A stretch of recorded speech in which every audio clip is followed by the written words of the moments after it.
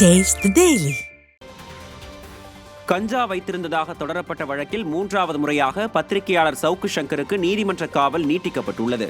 பத்திரிகையாளர் சவுக்கு சங்கர் மீது விடிய அரசின் ஏவல் துறை பல்வேறு போலி வழக்குகள் பதிவு செய்த நிலையிலும் கஞ்சா வைத்திருந்ததாக வழக்கு போட்டு கைது செய்தனர்.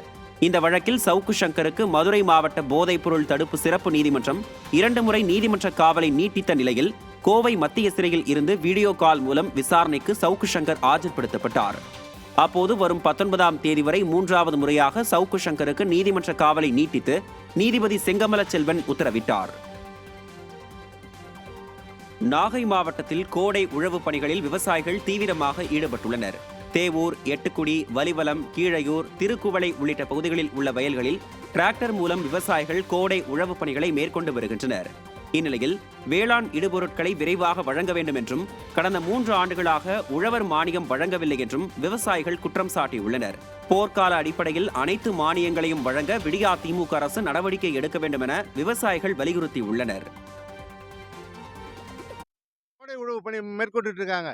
சென்ற ஆண்டு அதே மாதிரி அம்மையார் இருந்த காலத்திலையும் சரி, இது எடப்பாடி இருந்த காலத்திலையும் தொடர்ந்து உழவு மானியங்கள் வரப்பட்டு இருந்தது.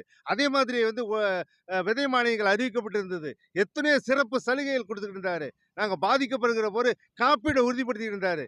3 ஆண்டுகளில் எங்கேயாவது ஒரு கடகோடியில் இருக்கிற விவசாயிக்கு ஒரே ஒரு ₹1 இந்த அரசு கொடுத்துருக்குன்னு சொன்னால் நான் விவசாயம் இருக்கிறதுக்கு லாய்க்கு இல்லை, நான் மண்ணுக்குள்ளே போகிறதுக்கு கூட தயாராக இருக்கேன். எவ்வளவு கேவலமான சூழ்நிலை இருக்கும். உழவு மானியங்கள் நிறுத்தப்பட்டிருக்கு. இது முதலமைச்சருடைய கவனத்துக்கு போயிருக்கா? விதை மானியங்கள் நிறுத்தப்பட்டிருக்கு. தமிழ்நாடு அரசாங்கம் பார்த்தீங்கன்னா மெத்தன போக்கே தான் கடைபிடிச்சிக்கிட்டு இருக்கு. கொடுக்க வேண்டிய ஏதாச்சும் அதுக்கு அந்த இடுபொருட்கள் கொடுக்குறேன்னு சொல்கிறாங்க, விதைகள் வழங்குறேன்னு சொல்கிறாங்க, அந்த உழவு மானியங்களை வழங்குறேன்னு சொல்கிறாங்க. இதுவரையிலும் எந்த விதமான அறிவிப்புமே இல்லாத சூழ்நிலையில் மக்கள் ரொம்ப அவசப்பட்டு இருக்க சூழ்நிலையில் இருக்குது. அரசாங்கம் இதுவரையிலுமே எதையுமே கண்டுக்க மாட்டேங்குது. கொடுக்க வேண்டிய நிவாரணம் பார்த்தீங்கன்னா எல்லாம் ஒரு 7% கொடுக்குது, ஒரு 10% கொடுக்குது. கொடுக்க வேண்டிய நிவாரணமும் கொடுக்க மாட்டேங்குது. இன்சூரன்ஸ் பார்த்தீங்கன்னா இன்சூரன்ஸ் கம்பெனிக்காரன் இழுத்து மூடிட்டு போயிடுவான் போல இருக்குது. எங்களுக்கு ஒன்றுமே இல்லாத வாழ்வாதாரத்தை முற்றிலும் முடக்கிற சூழ்நிலையை உருவாக்கிட்டு இருக்கிறாங்க தமிழ்நாடு அரசாங்கம்.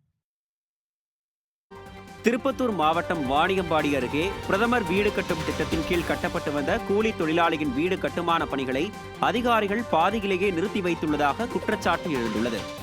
வளையாம்பட்டு ஊராட்சிக்கு உட்பட்ட காமராஜர் நகர் பகுதியைச் சேர்ந்த கூலி தொழிலாளி ரஃபீக் தனது குடும்பத்துடன் அப்பகுதியில் குடிசை வீட்டில் வசித்து வருகிறார்.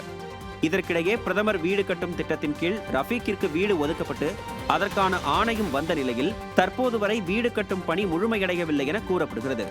வீடு கட்டுமான பணியை முழுமையாக முடித்து தருமாறு கேட்டால் கட்டுமான பொருட்களை வாங்கித்தர அதிகாரிகள் மற்றும் ஒப்பந்ததாரர் கூறுவதாகவும் மிரட்டுவதாகவும் ரஃபீக் வேதனை தெரிவித்துள்ளார். மேலும் 4 ஆண்டுகளாக வீடு கட்டுமான பணிகள் முடிக்கப்படாமல் நிலுவையில் உள்ளதால் மழைக்காலங்களில் அவதியடைந்து வருவதாகவும் பிரதமர் வீடு கட்டும் திட்டத்தின் கீழ் கட்டப்படும் இலவச வீடு கட்டுமான பணியை முழுமையாக முடித்துக் கொடுக்க நடவடிக்கை எடுக்க வேண்டும் எனவும் பாதிக்கப்பட்டவர்கள் வலியுறுத்தியுள்ளனர். 1 வருஷமாக கட்டின்னுக்கிறாங்க. 4ஆம் தேதி 7வது மாதம் ஸ்டார்ட் பண்ணுது. இந்த வருஷம் என்ன இது வரைக்கும் நான் கேட்டால் ஜன்னல் வாங்கி கொடு, வாஸ்கால் வாங்கி கொடு, அது வாங்கி கொடு, இது வாங்கி கொடுன்னு டார்ச்சல் தான் பண்ணுறாங்க. வீடே இன்னும் கட்டி முடிக்கல. நம்ம எத்தனை தாட்டி சொன்னாலும் அவங்க மிரட்டுறது, ஃபோனில் நீ எங்கே போகிறியோ என்ன பண்ணுறியோ நீ பண்ணுன்னு சொல்கிறது.